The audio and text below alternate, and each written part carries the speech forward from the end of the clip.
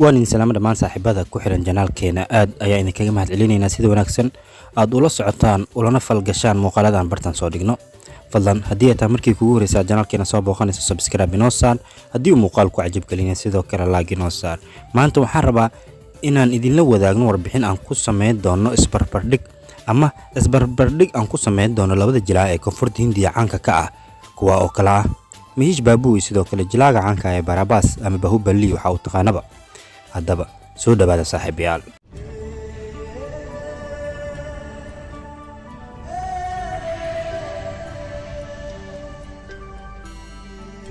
waa tahay saaxiibayaal jilaaga caanka ah ee Barabas magaciisa oo dhammaystiran waxa weeyaan Vingata Barabas Raju Ubalabadi ayaa lagu magacaabaa ama magaciisa dhammaystiran laakiin Barabas ayay dadku inta ugu badan ugu yaqaanaan dhanka jilaaga Mahesh Babune magaciisa oo dhammaystiran waxa weeyaan Mahesh Jatamanini ama Jatamanini ayaa lagu magacaabaa laakiin waxa uu caan ku yahay Mahesh Babu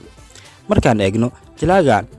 dhanka Barabas waxa uu leeyahay naanaysyo badan kuwa oo kala ah Darling Young Rebel Star iyo sidoo kale Bahubali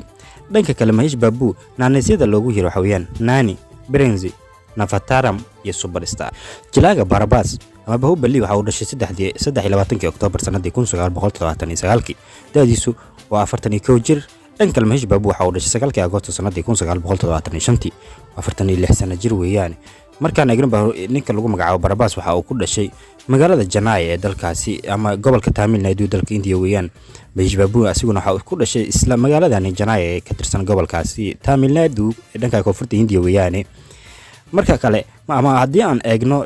dhanka guurka يعني markaan eegno dhanka guurka ninka lagu magacaabo Barabas ama Bahubali wax yani wili ma uusan guursan oo wili waa single ama doob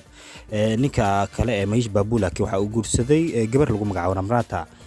sanadii 2005 Namrata waxa ay kamid ahayd tirshadii Bollywood ka caanka ka ahaa waxaan lagu xasuustaa filimkii caanka ah Hindustan ay ka soo muuqatay jabbaarkiisa oo tahay oo ay la wadin ninkii caanka ah Salman Khan ay ka soo muuqatay aflaan badan ay ka soo muuqatay gabadhaasi Namrata sidoo kale waxa la dhalatay gabar lagu magacaabo jiray Shilpa Sharadkar oo iyaduna aflaamta inta ugu badan ka soo muuqan jirto sida filimkii waxa lagu xasuustaa Sunil Shetty Raghuveer oo kale ka soo muuqatay Balwan sidoo kale filimkiisii Gobi Kishan ama Gobi Ba ay ka soo muuqatay marka alxaasil ninka Mahesh Babu lagu magacaabo waxa uu qabaa gabar lagu magacaabo Namrata inkastoo markii guursatay kadib iska dhaaftay aflaam jilista dhanka kale markaan eegno xirfadaha ay leeyihiin ninka lagu magacaabo Barabas actor weeyaan sidoo kale waa soo saare dhanka ninkan asiguna waa actor waana soo saare markaan eegno waxyaabaha ay xiiseeyaan ninka lagu magacaabo Barabas ama Bahubali wuxuu aad u xiiseeyaa ciyaarta loo yaqaan volleyballka iyo sidoo kale inuu wax akhriyo ninkan kalena waxa uu aad u xiiseeyaa sidoo kale wax akhrinta ciyaarista play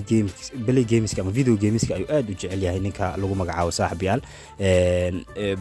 ninka lagu magacaabo Mahesh Babu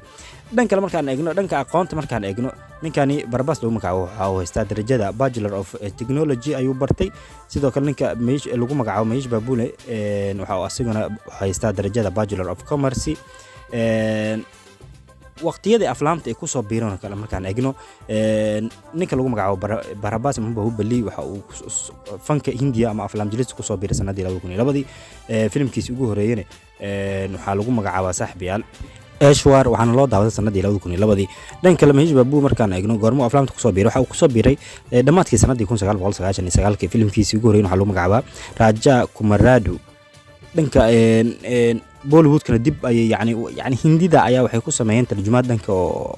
Urduga waxaana magac ahaan loo baxshay Prince number 1 dadkii yaqaanay aflaamta Bollywoodka daawan jiray ay yaqaan oo sanadii 2002 xilliga shaleemooyinka laga daawan jiray waa film asiga isla badan gabadha lagu magacaabo Birta Zindi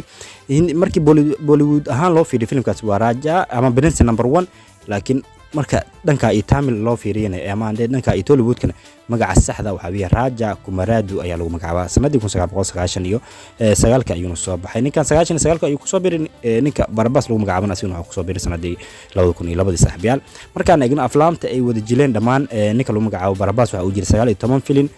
ninka lagu magacaabo Mahesh Babu asiguna waxa uu jiray 26 filin markaan eegno darajooyinka ay gaareen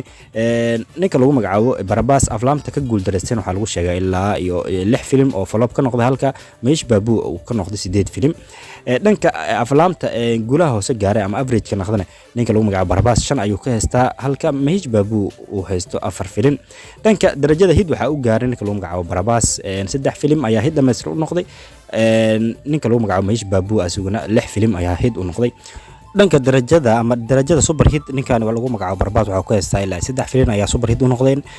halka Mahesh Babu ilaa 2 filim ay u gaareen darajada super hit blockbuster markaan imaanana ninka lagu magacaabo Barabas waxa 2 filim oo kaliya ayaa blockbuster u noqdeen halka ninka lagu magacaabo Mahesh Babu ilaa 6 filim ay blockbuster u noqdeen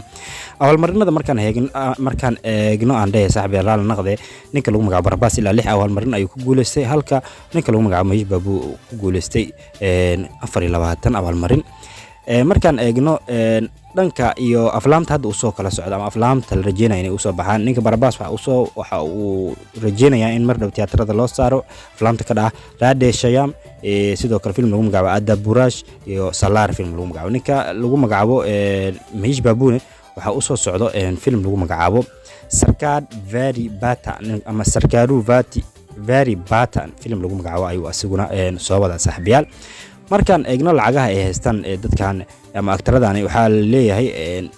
tusaale ninka Barabas lagu magacaabo halka film wuxuu ku qaataa 100 karoor halka ninka lagu magacaabo Mahesh Babu oo halka film ku qaataa 42 karoor lacagaha uu haysto ninka lagu magacaabo Barabas waxa weeyaan konton ama 500 oo karoor aan dhahe ninka kale ee lagu magacaabo Mahesh Babu asaguna waxa uu haystaa 475 karoor dhanka social media markaan imaano taageerayaasha ay ku kala leeyihiin ninka lagu magacaabo Barabas dhanka Twitter waxa ku leeyahay 1 ama 1 milyan aan dhahe followers dhanka kale ninkan lagu magacaabo Mahesh Babu 12 milyan ayuu followers ayuu ku haystaa Twitter ka Instagram-ka 7 milyan ayuu haystaa Barabas halka ninka lagu magacaabo Mahesh Babu asuguna ku haysto 7 ama 7.2 milyan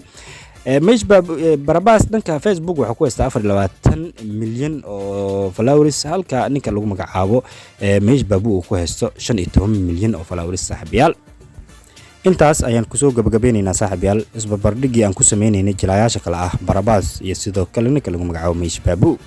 fadlan haddii aad ka heshay muuqaalka like inoo saar haddii aad channelka cusub tahana subscribe inoo saar wixii talo iyo tusaalena comment-ka noogu reeba waa mahadsantihiin saaxiibayaal